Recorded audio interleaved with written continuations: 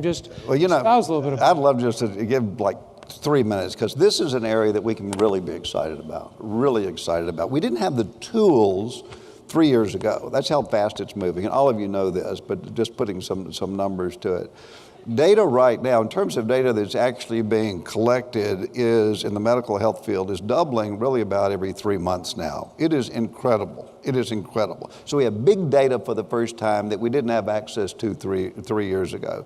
Second, we have the parallel computing, the type of computing power coupled with the devices that we all carry in our pockets that didn't exist 3 to 4 years ago even. So you put that together and the opportunities are unbelievable as we move to sort of more of a value-based care. 2 quick examples. You mentioned telemedicine.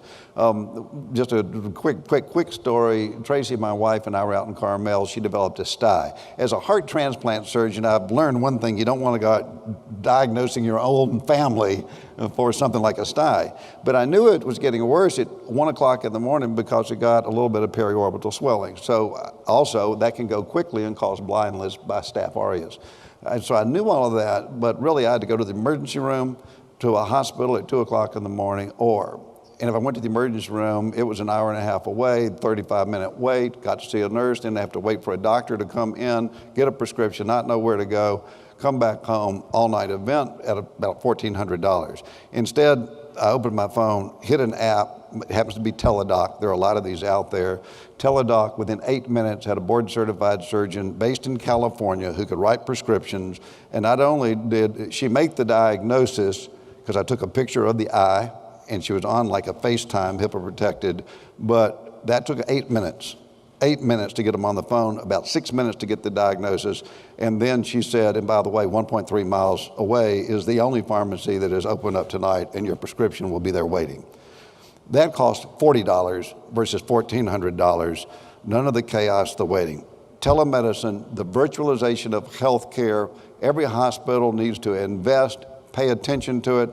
There are 1.4 billion doctor-provider interactions with patients every year. Telemedicine right now is only in about 10 million of them. It's been estimated that as many as a third of that $1.4 billion, 1.4 billion visits.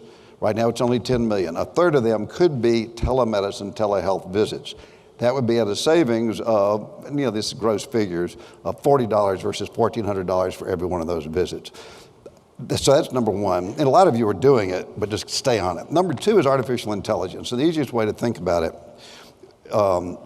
is sort of teaching too much, but artificial intelligence is sort of the big balloon. A subset in that is machine learning, and a subset in that is sort of the deep think. With all of this data and the parallel computing and the supercomputing power we have that we didn't have 3 years ago, all of a sudden you can do things like the following. We're 50,000 primary care doctors short over the next 20 years, 25 years, and the nursing shortages, you feel it today, it's 10 to 15 times worse than that. So we need to produce more.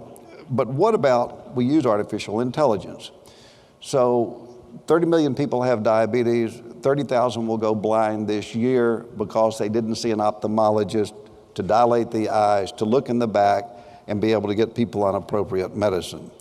The first autonomous FDA-approved device, just approved last year, is a retinal scan that you can walk in, sit at a camera with no dilatation of the eye. As soon as that picture is taken of your eye, it's compared to 6 million others instantaneously by the machine itself to get the autonomous, meaning you don't have to have a doctor or a nurse or dilatation or go see a specialist, diagnosis within 45 to 50 seconds.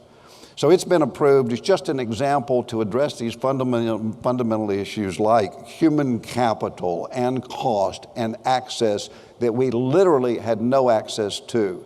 So the ACA kind of disturbed, things are not necessarily going in the right direction. We've got to work out to make it better. In terms of artificial intelligence, machine learning, what's called the deep think, things like telemedicine, we live in no more exciting time or epoch anywhere in history. Again, it takes public partnerships with private partnerships and starting industry and starting with hospitals and health systems. And with that, we can actually get better care, more affordable and more convenient. The flip side of that, not the flip side of it, but an extension, that's kind of hard and cold in science. What about social determinants? We know that if you look at health, not health care, and you have that spectrum of determinants, that kind of what we all do, not you, but what doctors and just hospitals do, not mission-directed centers like you are, but what we do is look at the 15% impact that you have on health, but we know there's this 40% impact at the social determinants. The fact that you're so mission-directed, you're thinking about it all the time. Tom, what about social determinants? I want to